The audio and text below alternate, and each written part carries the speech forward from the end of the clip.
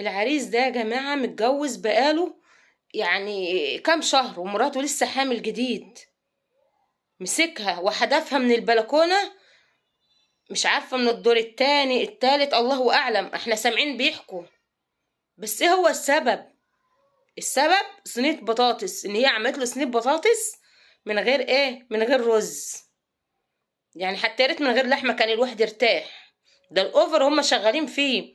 مش يعني سيبوا الناس في المصايب اللي هم فيها، لا عمالين يحكوا ده عشان صينية بطاطس، علشان عملتها من غير رز. فهل هو لو 100 راجل بتاع مشاكل زي ما بيقولوا، ده كان حد بتاع مشاكل والكلام ده كله، اهلها حذروها والكلام ده كله. فهل انا مجنونة وبحكي كلام مجنون؟ المستمع عاقل ولا لا؟ يقول ايه؟ هل فعلا هيشيل مراته الحامل في الشهر الرابع يا جماعة ويحدفها من البلكونة؟